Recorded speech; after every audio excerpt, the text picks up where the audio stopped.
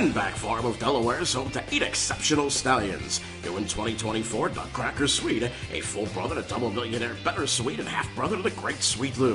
World Champion He's Watching, a proven sire of stakes winners, including Double Millionaire Tattoo Artist, Sports Column, an Ontario Sire Stakes star, and a 19-time winner. Top Flight Angel, who won the Orchestra Final and is a multiple New York Sire Stakes champion. Also standing, Badlands Hanover, Classic Card Shark, Glide Master, and Ronnie's Bags Again. For more information, visit winbackfarm.com. With over 30 years of experience in wealth planning and a lifetime of involvement in harness racing, Matt Franklin at Wire to Wire Wealth can help you build a financial plan that addresses the unique circumstances of those involved in the horse racing industry. Whether you are investing to build wealth, protect your family, or preserve your assets, Matt at Wire to Wire Wealth will work with you through the wealth planning process from start to finish.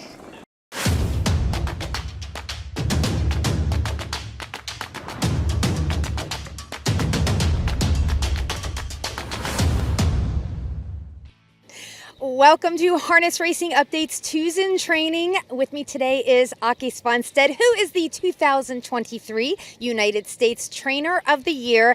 And before we talk about horses, let's touch on that award. Now, you've been Trainer of the Year in your native country of Sweden 5 times, but this was the first time that you were voted Trainer of the Year in the United States. So how special is that to you? Yeah, that's special, and I'm proud over that. And yeah, it was nice. Now, you've been here for 10 years with your wife, Sarah, and I know it's kind of like picking a favorite horse is sort of like picking a favorite child, but do you have a favorite horse that you've raced in the United States, like since you've been here? Yeah, I like Six Pack. He was a really good one. Okay. So he was a special horse. He was smart and good gaited. He had everything. We're actually going to talk about a 6-pack too, so when we come up to our 2-year-olds. I'm really excited about that. Now let's talk about a few of the horses that are coming back this year before we get to the freshmen. Southwind Tyrion, love him. He is 6 years old this year. So as a 2-year-old, he was the fastest freshman in harness racing history, but then he got injured. So talk about like his comeback. He was injured when he was 2 in the fall, and he didn't race at 3, and then we didn't stake him so much when he was 4. We raced easy races, and then I didn't stake him last year so much in the beginning. I said we're going to go harder in the fall, and he stays sound and race better and better under the year. He feel good, and yeah, he seems like he is happy to be back. He's a horse who loves to train and race. So I hope he can stay where he was now, the whole year this year. Me too, because he's actually my favorite in your barn. So we're going to move to one that is a lot of people's favorite, Jiggy Jog, the Dan Patch Older Trotting Mare of the Year last year. And now, actually, she's 5. So how is she coming back?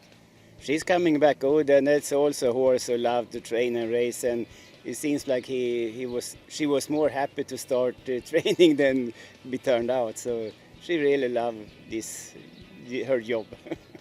That's nice to hear. How about Bond? She is 4 this year. Again, another award winner from 2023. And, I know she's just spectacular to watch. So she's got to be fun to train. She is spectacular to drive also, but this year is going to be a tough year for her with the money she has. She needs to race against the best mares. But we start in the graduate series. But then after August, she must race against the tough mares. So we see how she handled that. Yeah, well, talking about the graduate series, so that's 4-year-olds, and then you've got another lady, Special Way. She's 4. She was the top trotting filly when she was 2. Last year, she did pretty well. She took that mark of 51-2 at Lexington. Really gritty in that race. So how is she going to be at 4 years old? I think she can be really good. She was injured last year and was a break in the middle of the season, and then I wasn't so happy with her after that, and we must train her to come back, and I was not satisfied. But now she have been turned out, and she has growing a lot. She is growing more this winter than last winter, so she looks really good now and training back very good. Yeah, that's amazing. A lot of people talk about how the horses grow from 2 to 3, but there are so many that change from 3 to 4, right? Yeah, she is the one who has changed the most of them all from 3 to 4 now. So it's going to be interesting to see her. Yeah. I'm really happy with her, how she come back. Okay. Now, before we talk about the 2-year-olds, let's talk about how many are in your stable. So how many overall are here on your farm? We have 105 horses now, more than last year. Last year we had 100, but now we have 105. It's too much. I said to Sarah, this last year we have so many horses. Yeah, I think the goal was when you moved from Sweden to America, you were going to start to take it easy. Is that right? Yeah, yes, that was the plan. But we didn't follow that plan. Then how many 2-year-olds do you have then? We have 42 2-year-olds this year.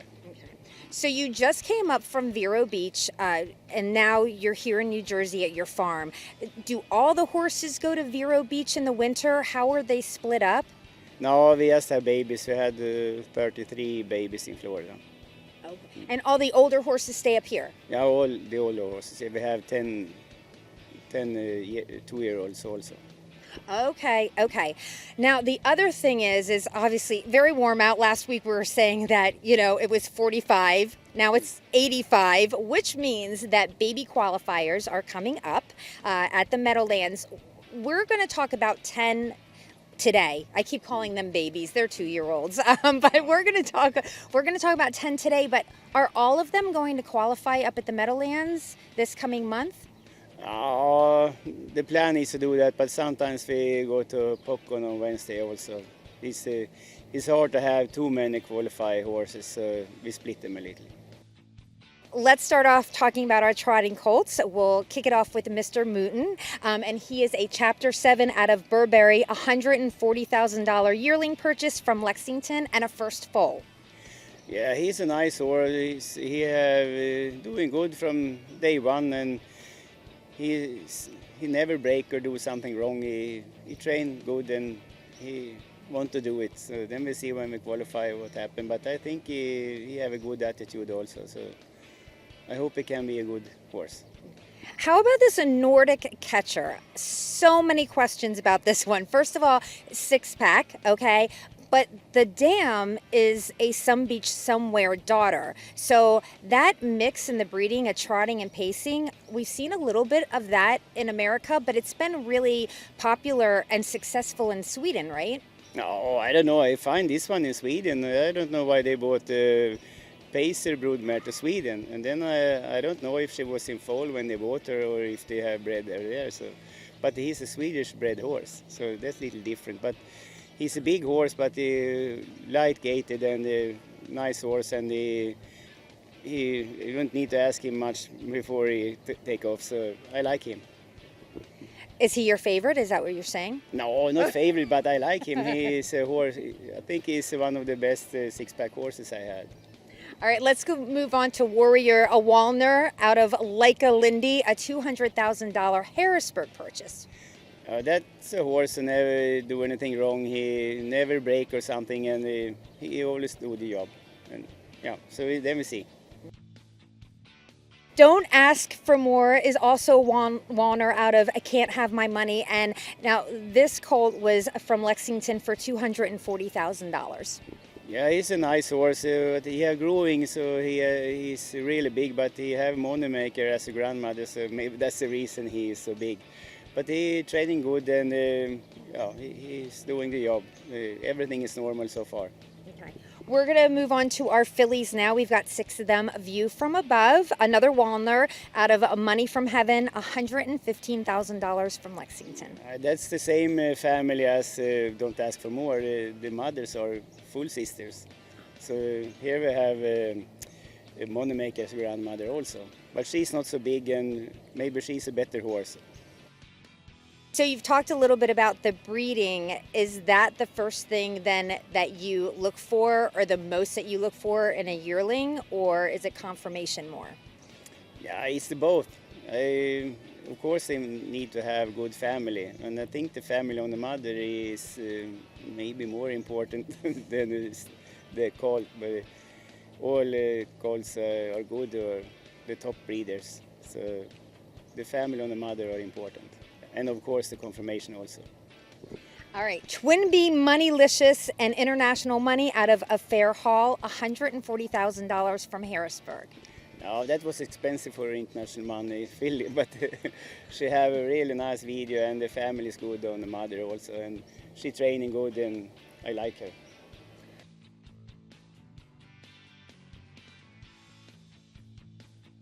Let's move on to Santa Caterina, and she's a Walner out of Traviso and $250,000 from Lexington. Yeah, she's a half sister to Kilmister, and she have a very good family on the mother, and maybe that's my favorite. She is very talented and she don't do so much wrong and really nice gated. Hangover. I can't help it. I love this name. This is a Southwind Frank. Mezcal Morning is the mom, and just $50,000 from Lexington. It's only me who like the Southern Franks. That's maybe the price is low. Nobody want to have them. They say they are sour, but our Southern Franks are not sour. They are doing good. I like them. She's a nice horse, good gated. So you see what happened in the future. Nice shout out for Southwind Frank right there from the Trainer of the Year. All right. Dusty Delight, a Walner out of Dusty 18, $85,000 from Lexington. Yeah, that was the owner bought her by himself in Lexington, and then he called us and asked if we want to train her. And it's a really nice filly, good gated. She had a little bad temper in the beginning, but she behaved now and trained very good.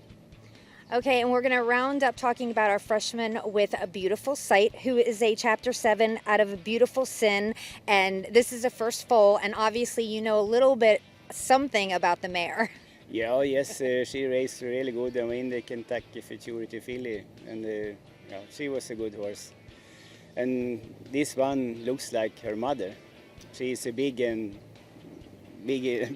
tall and big, and she trained good. She had a bad temper when we broke her, and she was really bad. And I don't know if Bond maybe teach her. They are together in the paddock, and Bond teach her how to behave. So now she is really nice to drive and handle. So, and she trained good. I think she can be a good horse. Okay. Now, your setup here, your farm is absolutely beautiful. Tell me about the different tracks. I'm trying to figure this all out because there seems to be 3 different areas that you go on when you are training the horses. Yeah, we have the main track at 5/8 track. It's a fast track. And then we have the jogging track around the farm. That's almost 2 miles around. And then we have the the straight track is in deep sand. We train them. So when you do the 2-year-olds, like when you're training them, because in the video today we've seen some training, we've seen some just jogging, but on training day, what is the routine? Because it seems like you go on all 3 of the tracks. Now we warm up on the jogging track and then we go to this strip. Okay, all right. When do you start training them like that? Because obviously the older horses are sort of used to it, but how do you get the 2-year-olds sort of acclimated and used to what your routine is? We start on the deep track already in April. We have done that the last 2 years. You're going up to the Meadowlands very soon, and you're going to be qualifying all of these babies in baby racing. How excited are you about this year overall? Do you really feel good about your 105, did we say? Is there 103? Yes, I'm excited to see. It's not just the babies. It's always exciting to see how the babies come along. And now in May we're going to go faster, and then in June we're going to qualify. Then everybody are together and train the same now, but then there's going to be a separation in May and June. And it's always interesting to see the 3-year-olds also. They are growing, and some of them are very different than last year, so it's interesting to see them. Okay, to wrap up this interview, I'm just telling you that The Svanstedt stable has raised the bar high because I experienced a first today. I came here and I had fika, or experienced fika time. I'm still trying to figure out exactly what that means. So I knew that coffee and pastries were involved. So tell me, what is a fika? It's a coffee break. We always have the coffee break, and I think it's the riders and we guys who are driving. I think they like to sit and have a coffee break and talk about the world's problem. So we have a good time when we take the coffee break. I love it. All of the world's problems are solved here at the Svanstedt stable. So thank you so much, Ake. I really enjoyed this. Thank you.